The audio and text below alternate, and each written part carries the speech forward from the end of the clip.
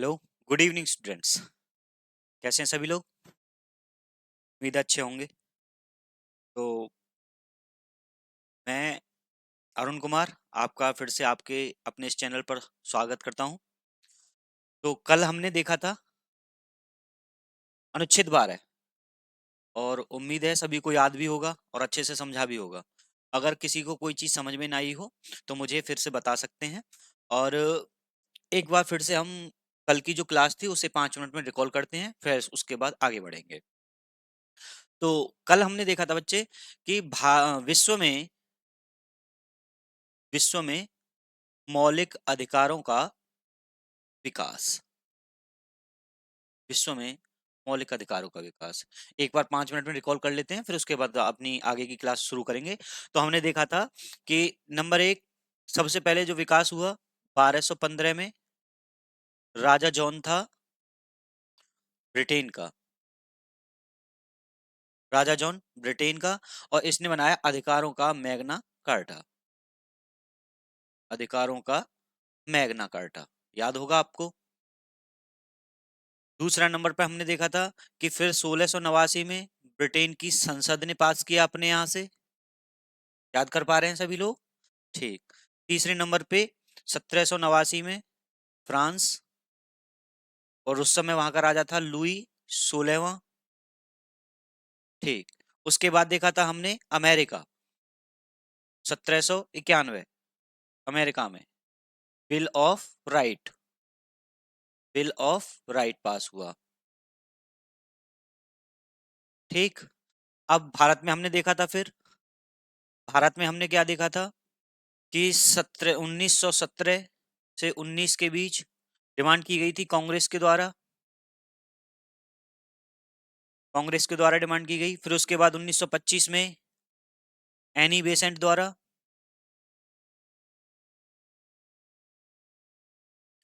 फिर उसके बाद देखा था 1927 में मद्रास अधिवेशन। मद्रास अधिवेशन। बताइए इस अधिवेशन की अध्यक्षता किसने की थी? कमेंट में बताइए सभी लोग। कमेंट में बताएं सभी लोग, इस मद्रास अधिवेशन की अध्यक्षता किसने की थी 1927 में? बताएं सभी लोग। ठीक। तो इसकी अध्यक्षता की थी M.A.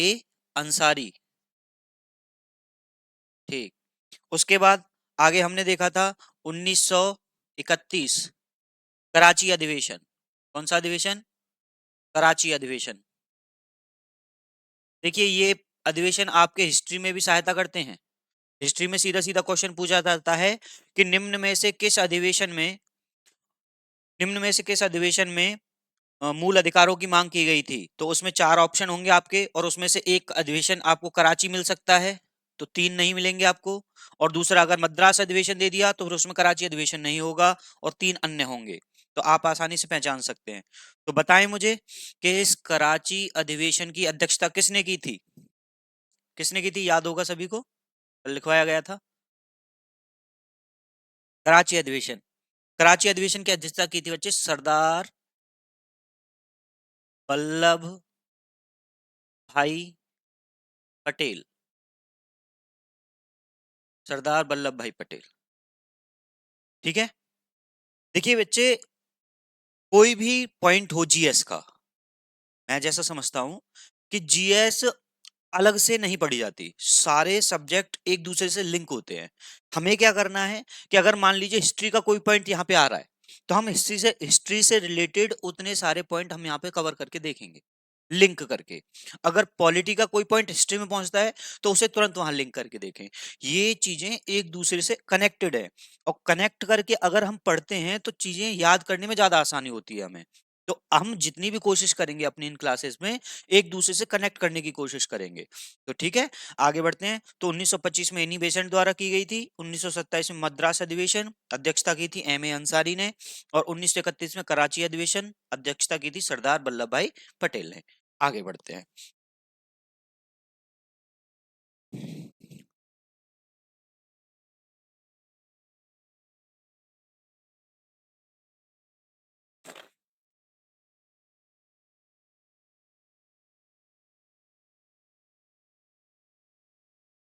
फिर उसके बाद देखा था बेटे हमने कि भारत में भारतीय संविधान में मूल अधिकार, भारतीय संविधान में मूल अधिकार, फंडामेंटल राइट कैसे है? तो इनका वर्णन भारतीय संविधान में कौन से भाग में है? भाग 3, अनुच्छेद कहां से कहां तक बेटे? 12 से 35। और भारतीय संविधान में मूल अधिकारों को कहां से लिया गया है? अमेरिका के संविधान से। कहां से? अमेरिका के संविधान से। और अमेरिका में कब आए थे? 1791, बिल ऑफ राइट, यहां से लिया है। और यही क्वेश्चन सीधा सीधा बनता है। ठीक है। उसके बाद हमने देखा था कि भारतीय संविधान में मूल अधिकारों की प्रकृति कैसी है? नकारात्मक, यानी अगर कोई व्यक्ति आपके मूल अधिकार छीनता है तो आप उसके विरुद्ध कोर्ट जा सकते हैं, इसका मतलब हो गया नकारात्मक। दूसरा हमने देखा था इनकी और प्रवृत्ति कैसी है? न्यायालय द्वारा कैसे बेटे? प्रवर्तनीय, यानी लागू किए जा सकते हैं, लागू किए जा सकते हैं। फिर और उसके बाद आए थे हम अनुच्छेद सीधे 12 पे। अनुच्छेद 12 में हमने क्या देखा था? याद होगा सभी को, बताएं आर्टिकल अनुच्छेद 12 में क्या है? बताएं क्या है? राज्य की परिभाषा, राज्य की परिभाषा। और इस परिभाषा को हमने बताया था कि राज्य क्या है। राज्य हमने बताया था कि ये आपके उत्तर प्रदेश, मध्य प्रदेश, महाराष्ट्र, छत्तीसगढ़, तेलंगाना, ये पॉलिटी की दृष्टि से राज्य नहीं है, ये पॉलिटी की दृष्टि से क्षेत्र हैं। राज्य की परिभाषा पॉलिटी में क्या है उसको हमने देखा था।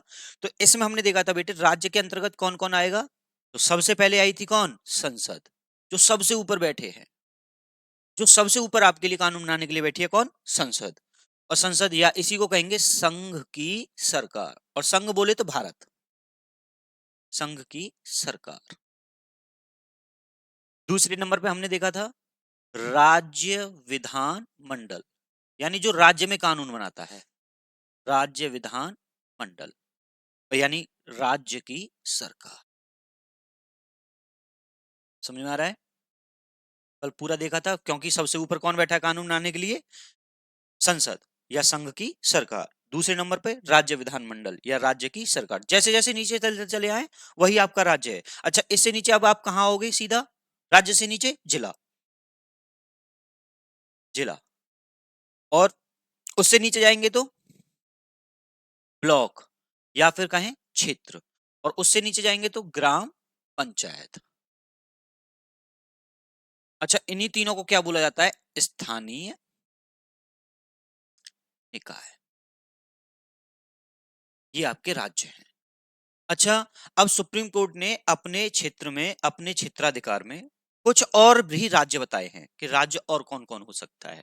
जैसे कि जो भी सरकारी संस्थाएं हैं जो अपने नियम कानून बना सकती हैं, उनको बोलते हैं राज्य। जैसे कि LIC, LIC। अब इसके आगे की क्लास आगे बढ़ती है। LIC राज्य है। विश्वविद्यालय, यूनिवर्सिटीज, यूनिवर्सिटीज क्या है? वो भी राज्य की परिभाषा के अंतर्गत आते हैं। कैसे? क्योंकि आपको पता है कि सभी विश्वविद्यालयों के नियम कानून अलग अलग होते हैं, उनकी टाइमिंग, उनका सिलेबस और उनकी ड्रेसिंग कोड सब कुछ अलग अलग होता है। यानी कि चंडीगढ़ यूनिवर्सिटी है, उसका ड्रेसिंग कोड और उसका सिलेबस मेरठ यूनिवर्सिटी से बिल्कुल अलग होगा। यानी कि अब मेरठ का जो सिलेबस है वो इलाहाबाद से बिल्कुल अलग है। यानी कि प्रत्येक यूनिवर्सिटी को अपने नियम कानून, अपनी संस्थाएं चलाने के प्रशासन के अधिकार अलग अलग दिए गए हैं। तो ये सब किसके अंतर्गत आते हैं? विश्वविद्यालय के अंतर्गत। दूसरा, राष्ट्रपति। राष्ट्रपति भी राज्य की परिभाषा में आता है। कब? जब राष्ट्रपति अकेला कानून बनाता है, जब संसद से अलग होकर के राष्ट्रपति अकेला कानून बनाता है, तो उस समय राष्ट्रपति राज्य की परिभाषा में आता है। FCI, FCI क्या है? फूड कॉर्पोरेशन ऑफ इंडिया, वो राज्य की परिभाषा में है। सेल, गेल, भेल, ये सभी किसकी परिभाषा में आते हैं? राज्य की परिभाषा में आते हैं। ठीक है। तो ये प्रकार से राज्य है। लेकिन एक और आता है BCCI, देखा होगा आपने, BCCI, BCCI, ये राज्य की परिभाषा में नहीं है। कैसे? Board, cricket control board of India, ये प्राइवेट संस्था है, यानी ये राज्य की परिभाषा में नहीं है, राज्य नहीं है। दूसरा, आईसीआईसीआई बैंक, ये राज्य की परिभाषा में नहीं है। तीसरा, और हम देख सकते हैं एक और इंपॉर्टेंट संस्था जिसे आप बहुत अच्छे तरीके से जानते हो, एनसीईआरटी, ये राज्य की परिभाषा में नहीं है। ये आप तीनों नोट कर लीजिएगा, क्योंकि कभी कभी एग्जाम में सीधा सीधा पूछता है, जैसे एसआई के एग्जाम्स में लेवल्स में वो पूछ लेता है कि निम्न में से कौन राज्य नहीं है। तो आपको चार ऑप्शन देगा, आईएलआईसी, ओएनजीसी, एलआईसी, ओएनजीसी, बीएसएनएल या बीसीसीआई। तो आप क्या ऑप्शन टिक करेंगे? बीसीसीआई। तीसरा, पूछ सकता है निम्न में से कौन राज्य है। क्वेश्चन कैसे बनेगा? निम्न में से कौन राज्य की परिभाषा के अंतर्गत आता है? BCCI, ICCI, ICICI bank, NCERT या एलआईसी। तो एलआईसी राज्य की परिभाषा में है, आता है। ठीक है भाई, तो इससे आगे अब हम बढ़ते हैं अपनी आज की क्लास में। ये आपने कल की क्लास देखी होगी। तो हमारा पढ़ाने का तरीका यही होगा सीधा सीधा, कि पहले हम 5 मिनट कल की क्लास को रिकॉल करेंगे, उसको समझेंगे कि हमने क्या पढ़ा था, और आगे उससे लिंक करते हुए सीधे आगे की क्लास में बढ़ेंगे। तो भाई बता दीजिए, सही लग रही है क्लास? समझ में आ रहा है? उम्मीद है अच्छे से आ रहा होगा समझ में भाई, कोशिश तो पूरी की जा रही है, और आप भी हमारे साथ कोशिश कीजिए। और अगर अच्छी लगती है क्लास तो आगे शेयर कीजिए, सब्सक्राइब कीजिए हमारे चैनल को, और हमें सपोर्ट कीजिए ताकि हम ज्यादा से ज्यादा बच्चों तक अपना लाभ पहुंचा सकें। दूसरा, अब बेटे आते हैं हम आर्टिकल 13, सीधा एक एक करके प्रोसीजर से कंटिन्यू पढ़ेंगे। आर्टिकल 13 क्या कहता है? आर्टिकल 13 में दिया गया है बेटे, न्यायिक पुनरावलोकन। अब ये कहोगे सर ये क्या है, बहुत बड़ा शब्द बोल दिया आपने तो, न्यायिक पुनरावलोकन। इसको सरल और सीधी सिंपल भाषा में समझते हैं कैसे, कि जब हमारे संविधान निर्माता हमारा संविधान बना रहे थे, तो उन्होंने क्या चीज डिसाइड की, कि कोई भी विधि, विधि बोले तो कानून, कोई भी विधि यानी कानून, नियम, विनियम,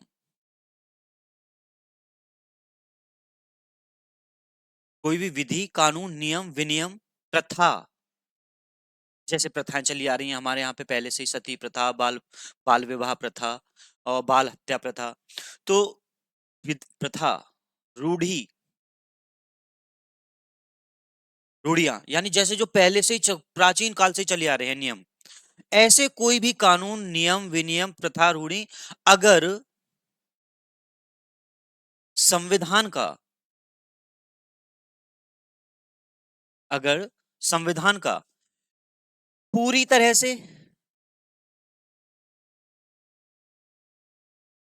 या किसी मात्रा तक, किसी मात्रा तक उल्लंघन करती हैं, संविधान का पूरी तरह से या किसी मात्रा तक उल्लंघन करती हैं,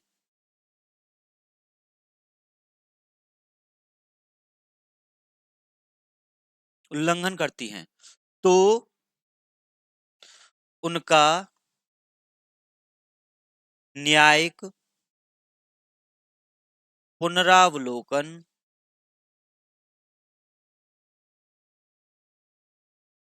किया जा सकता है।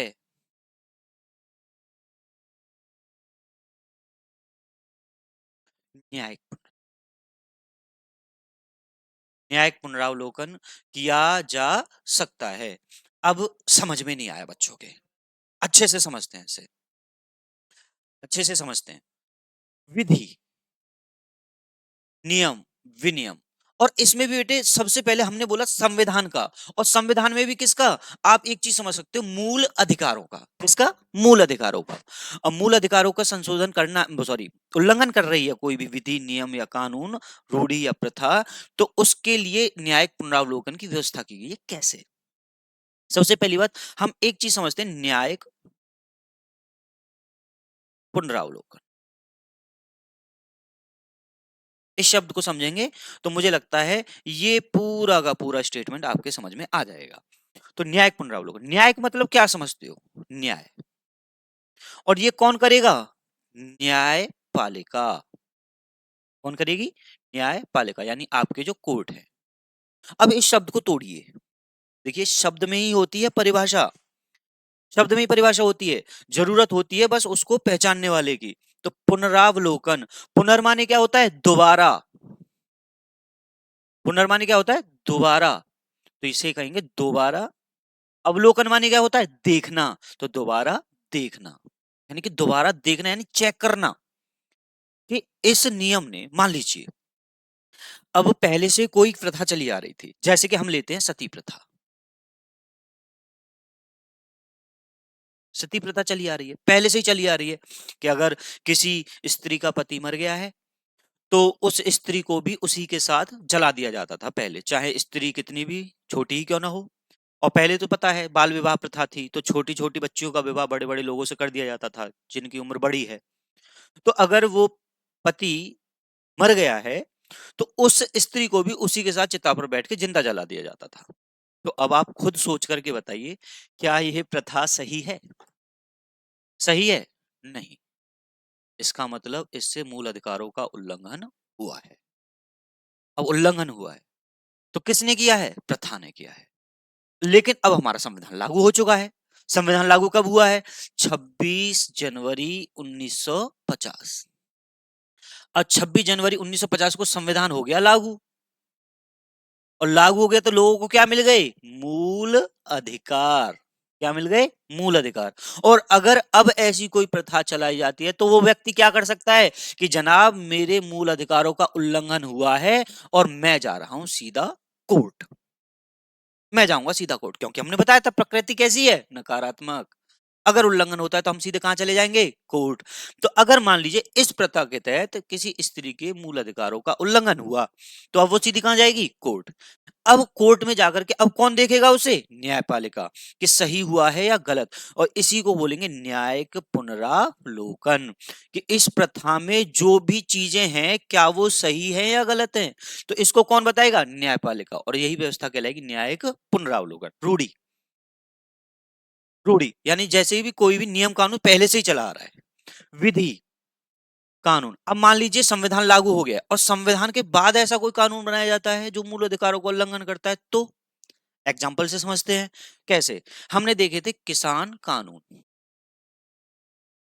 3 किसान कानून आए थे बेटे, 3 किसान कानून। और इनके विरुद्ध बहुत सारा आंदोलन हुआ था।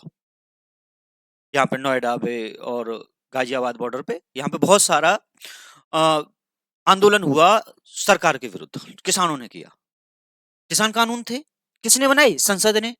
कब बनाए? संविधान लागू होने के बाद बनाए। लेकिन इससे क्या हुआ? किसानों ने कहा कि जी हमारे मूल अधिकारों का उल्लंघन है, हम अपनी जमीन पर कोई भी अन्य लोगों से खेती नहीं करवाना चाहते, हमारे जैसे खेत है हमें अपने आप खेती करने दीजिए, हम सरकार का इंटरफेयर इसमें बिल्कुल नहीं चाहते। तो इसका मतलब क्या है? किसानों ने किसका हवाला दिया? मूल अधिकारों का। और मूल अधिकारों का हवाला दिया तो अब इसे चेक कौन करने आएगा? न्यायपालिका। न्यायपालिका चेक करने आएगी। कैसे? दोबारा देखेगी। और इसी व्यवस्था को क्या कहेंगे? न्यायिक पुनरावलोकन। तो आर्टिकल 13 समझ में आ गया होगा, मैं उम्मीद करता हूं कि कोई भी विधि, कानून, नियम, विनियम, प्रथा, रूढ़ी अगर संविधान का पूरी तरह से या किसी मात्रा तक, ये शब्द किसी मात्रा तक उल्लंघन करती है तो उनका न्यायिक पुनरावलोकन किया जा सकता है। अब किसी मात्रा तक कैसे? मान लीजिए कोई कानून है, अब या तो पूरा का पूरा कानूनी मूल अधिकारों का उल्लंघन करेगा। मान लीजिए ये कानून था और इस कानून में 8 प्रावधान थे, या जितने भी हैं ये इतने सारे प्रावधान थे। या तो ये पूरे के पूरे मूल अधिकारों का उल्लंघन कर रहे होंगे, पूरे के पूरे। अगर पूरे के पूरे मूल अधिकारों का उल्लंघन कर रहे हैं तो इस पूरे के पूरे कानून को समाप्त कर दिया जाएगा। संपूर्ण कानून, पूरा कानून, संपूर्ण कानून को समाप्त कर दिया जाएगा अगर ये पूरा मूल अधिकारों का उल्लंघन कर रहा है। और अगर मान लीजिए न्यायपालिका ने देखा कि ये जो कानून है इसमें से सिर्फ ये 2 गलत हैं, ऊपर वाले, ऊपर वाले गलत है, सिर्फ दो, बाकी सब सही है। तो अब न्यायपालिका क्या करेगी कि सिर्फ इन दो कानूनों को हटाएगी, बाकी पूरे के पूरे कानून को नहीं हटाएगी। तो इसी को बोलेंगे जिस मात्रा में उल्लंघन कर रहा है, जितना उल्लंघन कर रहा है उतने को ही हटाया जाएगा, संपूर्ण कानून को नहीं। और अगर पूरा कर रहा है तो पूरे को हटा दिया जाएगा। तो इसी को बोलेंगे आर्टिकल 13। आई थिंक मैं समझता हूं समझ में आ गया होगा। ठीक है, चलिए तो अब आर्टिकल आगे बढ़ते हैं हम 14। याद है, नोट कर लिया होगा सभी ने, समझ में आ गया? एक बार बता दे कमेंट में करके।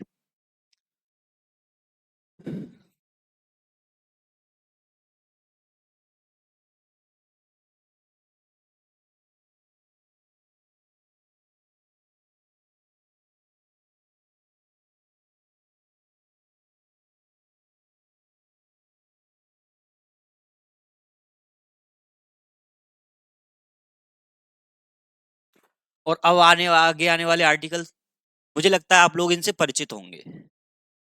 तो भाई समझ में आ रहे हैं आर्टिकल्स कैसे काम कर रहे हैं? एक बार बता दीजिएगा भाई, अगर समझ में नहीं आता है तो कोशिश की जाएगी कि दोबारा से और अच्छे तरीके से समझाया जाए। हम अपनी भरपूर कोशिश करेंगे। तो अब आएगा अनुच्छेद 14। अनुच्छेद 14, आर्टिकल 14, मोस्ट इंपोर्टेंट आर्टिकल आपके एग्जाम की दृष्टि से, और इसको भी अच्छे से समझेंगे प्रैक्टिकली। अच्छा, अनुच्छेद 14 क्या कहता है? ये कहता है बेटे, विधि के समक्ष समता। विधि, अच्छा, ये विधि अलग है। हम पॉलिटी पढ़ रहे हैं, तो पॉलिटी में विधि का मतलब होता है कानून। और एक विधि, ये वो वाली विधि नहीं है कि प्रयोगशाला में एथेन बनाए मैथेन बनाए, प्रयोगशाला में एथेन बनाने की विधि, मैथेन बनाने की विधि, ये विधि अलग है। इस विधि का मतलब है कानून। तो हम पॉलिटी में अगर कहीं विधि बोलेंगे तो उसका मतलब क्या होगा? कानून। तो विधि के समक्ष समता। ठीक है बेटे, पहला प्रोविजन तो ये हो गया अनुच्छेद 14 में, पहला प्रोविजन। अच्छा, इसमें और कुछ भी है। दूसरा है इसमें, विधियों का समान संरक्षण। और भाई ये क्लासेस जो हैं, ये सभी एग्जाम्स के लिए समान रूप से उपयोगी हैं। और मैं तो यहां तक कहता हूं कि किसी भी स्टेट की पीसीएस के प्री तक के लिए ये उपयोगी हैं। लोअर लेवल से लेकर के अपर लेवल तक ये क्लासेस समान रूप से उपयोगी हैं। कोई भी व्यक्ति या कोई भी स्टूडेंट जो किसी भी क्षेत्र की तैयारी कर रहा है, जैसे कांस्टेबल में कर रहा है, जीडी की कर रहा है, और आरपीएफ की कर रहा है, रेलवे की कर रहा है, एनटीपीसी की कर रहा है, एसएससी में कर रहा है तो सीजीएल, सीएचएसएल, और आपके कोई भी अगर एग्जाम है तो उन सब के लिए, जी दिल्ली पुलिस, सभी के लिए ये समान रूप से उपयोगी है। अच्छा, ये है नॉर्मल। अभी तक हमने सिर्फ इतना देखा, और मोस्टली क्लासेस में इतना ही है, और किताबों में भी इतना ही लिखा हुआ। अब महत्वपूर्ण बात है इसको समझना, विधि के समक्ष समता और विधियों का समान संरक्षण। पहली बात तो देखा जाए कि ये भारत के कानून नहीं है। कैसे? भारत ने इस चीज को कहां से उठाया, विधि के समक्ष समता को? ये लिया है ब्रिटेन से लिया, ब्रिटेन से लिया है।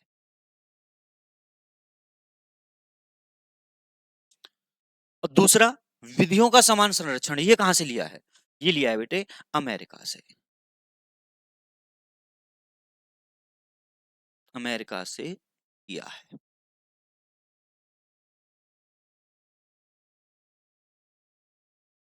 ठीक है भाई, विधि के समक्ष समता कहां से लिया? ब्रिटेन। विधियों का समान संरक्षण कहां से लिया? अमेरिका। अब ये यहां से ले लिए, इनका मतलब क्या है? विधि के समक्ष समता, विधि बोले तो कानून, समक्ष माने सामने, समता माने समान, यानी कानून की नजरों में सभी क्या हैं? समान हैं।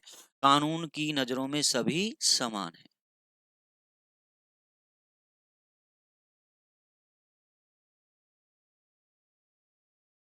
सभी समान हैं, सभी समान है, सॉरी, माफ करें।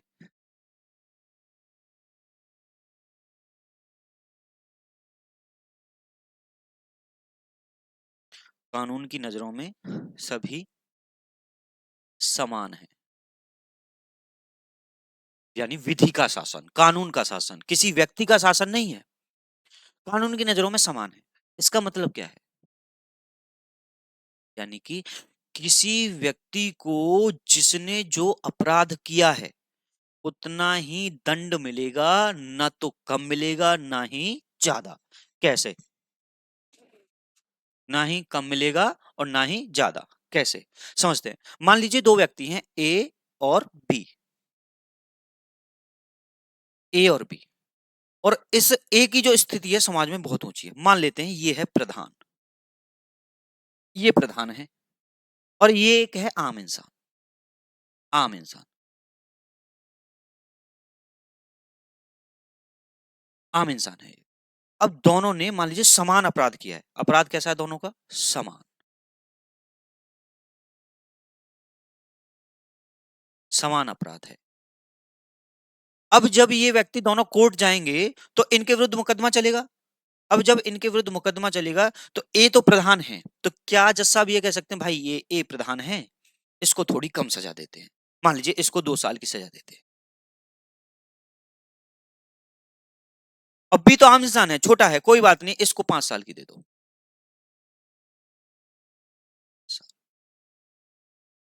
बताओ क्या ऐसा हो सकता है? नहीं हो सकता।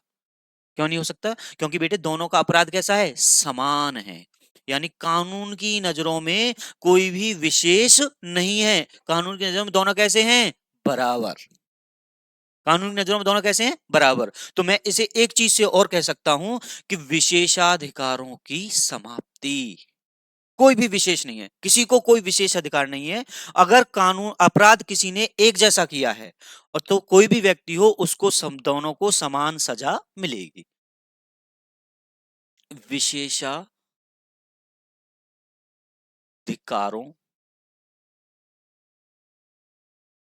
की समाप्ति। विशेषाधिकारों की समाप्ति यानी कानून की जड़ों में सभी समान हैं, कोई भी विशेष नहीं है। चाहे कोई भी व्यक्ति हो, अगर दोनों ने अपराध समान किया है तो उनको समान ही सजा मिलेगी, किसी को न कम मिलेगी न किसी को मिलेगी ज्यादा। ठीक, तो ये पॉइंट मुझे लगता है समझ में आ गया होगा। दूसरा एक समझते हैं बेटे, विधियों का समान संरक्षण। विधियों का समान संरक्षण, ये पॉइंट समझने वाला है। कैसे? अच्छा, इसको तुम अगर मैं कहना चाहूं तो एक शब्द में कह सकता हूं मैं इसे, आरक्षण।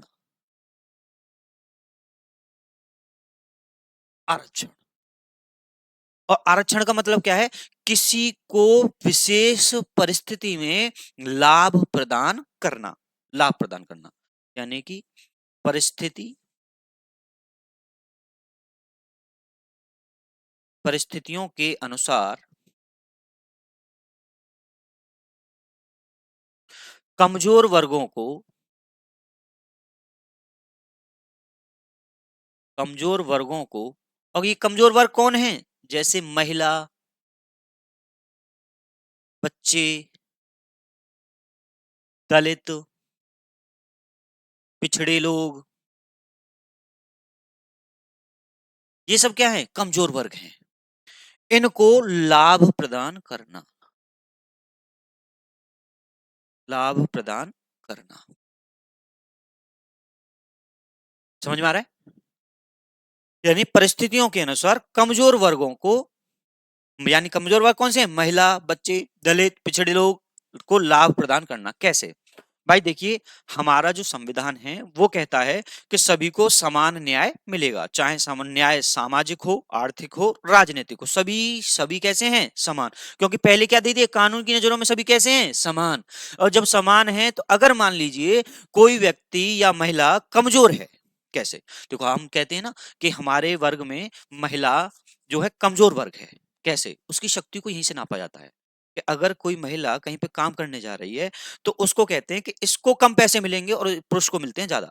काम समान है, काम समान है, काम के घंटे समान हैं, और उसकी छुट्टी जो हो रही है वो भी समय पे हो रही है, और आना है वो भी समय पे है, और काम भी समान है, और बिल्कुल इक्वल है, सेम घंटे का लंच होता है। लेकिन जो पैसे मिलते हैं वो मान लीजिए महिला को मिलेंगे कम, 300 रुपए, और होता है। अभी मान लीजिए अगर कुछ कुछ क्षेत्र ऐसे हैं जहां पर सुधार हो चुका है। अब वो सरकार हमारी प्रयासरत है। सरकार समय-समय पर अब नई-नई योजनाएं लाती है और कानून भी बनाती है कि सभी को समान कार्य के लिए समान वेतन मिलेगा। लेकिन पहले भी होता था और अब भी कुछ क्षेत्रों में हो रहा है। गाँव में भी देखने को मिलता है कि महिला को कम पैसे मिलते हैं और पुरुष को मिलते हैं ज़्यादा। काम समान है। तो क्यों मिल रहे हैं? क्योंकि ये हमारा पहले से ही सोच बनी हुई है कि महिलाएँ कमज़ोर हैं तो कम काम कर पाएँगी, इसीलिए उनको कम पैसे दे रहे हैं। तो पहले से ही कमज़ोर वर्ग है। दूसरा, तुमने देखा होगा शोषण, महिलाओं का घर में भी शोषण होता है और समाज में भी शोषण होता है। और दूसरा, एक होता है दिव्यांग। दिव्यांग कैसे? मान लीजिए किसी का एक हाथ नहीं है या पैर नहीं है या आँख नहीं है, तो उस व्यक्ति को पहले से ही भगवान ने कमज़ोर बना कर के भेजा। और कमजोर बना करके भेजा है तो क्या उसको समाज में समान व्यक्तियों के साथ समान अधिकार मिले हुए हैं? नहीं। उसकी स्थिति कैसी है? कमजोर है। एक नीचे है और एक ऊपर। तो अब लेकिन ऊपर कौन बैठा है? सरकार। सरकार बैठी है। सरकार क्या कहेगी कि चल भाई कोई बात नहीं, तू कमजोर है तो तुझको मैं सहायता दूंगी। और सरकार ने उसको यहां से सहायता देकर के इसके बराबर पे ला दिया, दोनों के बराबर पे। तो बताइए क्या है ये है विधियों का समान संरक्षण। आरक्षण का मतलब क्या है? जो कमजोर हैं उनको लाभ देकर के ऊपर उठाना और सबको बराबर लाना और सभी को अपने विकास के समान अवसर उपलब्ध कराना। तो इसी को बोलेंगे विधियों का समान संरक्षण। महिलाएं जैसे कैसे मिला? मेट्रो देखा होगा सभी ने। मेट्रो में क्या होता है कि सभी एक सीट रिजर्व होती है और उस पर लिखा रहता है महिलाओं तथा बुजुर्गों के लिए आरक्षित। बुजुर्ग वर्ग कैसा है? कमजोर है। कमजोर है क्योंकि अपनी उम्र पे है अब वो। महिलाएं कैसी हैं? कमजोर है। अब मान लीजिए कोई व्यक्ति जिसने पढ़ा नहीं और जाकर के बैठ गया। महिला आई, हाँ भाई कैसे बैठा है? उठ। तो यार क्यों उठूं? कि पीछे देख क्या लिखा हुआ है, महिलाओं तथा बुजुर्गों के लिए आरक्षित। तो ये प्रावधान किसने दिया? राज्य ने। और राज्य कौन था? पढ़ के आए हैं हम बारे में। राज्य बोले तो कौन था? संसद, यानी संघ की सरकार। दूसरा कौन था? यह दूसरा कौन दे सकता है? राज्य विधान मंडल या राज्य की सरकार। तीसरा कौन दे सकता है? स्थानीय निकाय। स्थानीय निकाय बोले तो कौन? जिला, ब्लॉक, उसके नीचे गांव। ये सब सुविधाएं किसने प्रदान की हैं? राज्य ने। और राज्य कौन था? अनुच्छेद 12 वाला। दूसरा एग्जाम्पल समझते हैं। कन्या सुमंगला योजना पढ़ी होगी सभी ने, सुना होगा इसके बारे में कि जब बच्चियों का जन्म होता है तो जन्म के समय उनका एक रजिस्ट्रेशन होता है और उनको समय समय पर सरकार, उत्तर प्रदेश सरकार 25,000 रुपए प्रदान करती है। कितने रुपए प्रदान करती है? 25,000 रुपए। ध्यान से समझिएगा इसे। 25,000 रुपए अगर किसी बच्ची का जन्म होता है तो कौन दे रही है? यूपी सरकार। यूपी सरकार दे रही है। अब यूपी सरकार 25,000 रुपए दे रही, क्यों दे रही है? लड़कों को क्यों नहीं दिए? लड़कों को क्यों नहीं दिए? किसको दिए? लड़की को। और लड़की को क्यों दिए? क्योंकि कैसा वर्ग है? कैसा माना जाता है? कमजोर वर्ग माना जाता है। क्योंकि अगर जन्म के समय हत्या की जा रही है शुरुआत से ही, तो किसकी की जा रही है? लड़की की जा रही है, न कि लड़कों की। खुशी मनाई जाती है। अच्छा, मैं अब मेरा मतलब ये बिल्कुल नहीं है कि लड़के नाकारा हैं, निकम्मे हैं। वो भी अच्छे हैं भाई। वो भी अच्छे हैं। मुझे अपनी क्लास भी चलानी है आगे। समझ रहे हैं ना बात को? तो भाई मुझे सभी का सपोर्ट चाहिए, लेकिन इस बात से एग्री होंगे आप लोग कि लड़की कमजोर वर्ग है। हमने देखा लिंगानुपात कम है, लड़कियों की संख्या कम है, लड़कों की ज्यादा। तो हम प्रावधान करेंगे, उनको ऊपर उठाएंगे। तो हमने क्या कहा कि 25,000 रुपए देंगे हम, अगर जन्म होता है तो लड़की का, और इस लड़की को लाभ पहुंचाया जाएगा। 25,000 रुपए देंगे। क्यों? क्योंकि कमजोर वर्ग है। किसने दिया? राज्य ने। और राज्य में कौन? राज्य विधान दल। तो ये क्या है? विधियों का समान संरक्षण, अलग से जो कमजोर है उसको ऊपर उठा करके सबके बराबर में लाना। समझ पाए मेरी बात को? ठीक। एक और एग्जांपल से समझे, समझते हैं कैसे। मान लीजिए दो व्यक्ति हैं, ए और बी, और ए को ले लेता हूं मैं राजपाल यादव। राजपाल यादव, ठीक।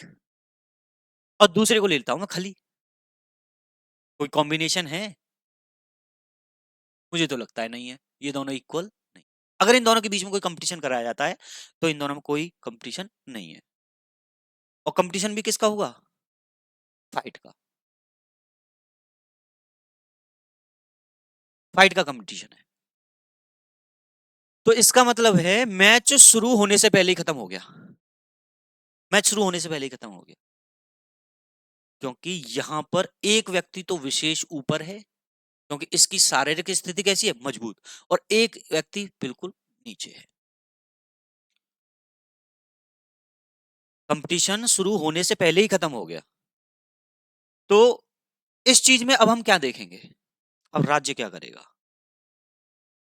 राज्य ने कहा भाई ये तो समानता नहीं है, राजपाल यादव तो पहले से ही कमजोर है, तो अब राज्य क्या करेगा। अब यहाँ पे मान लीजिए नियम बनाए रेफरी ने, क्या नियम बनाया कि राजपाल यादव को पहले 15 मिनट दी जाएंगे खली में घूसे बजाने की, तो बजा ले जितने बजाने हैं।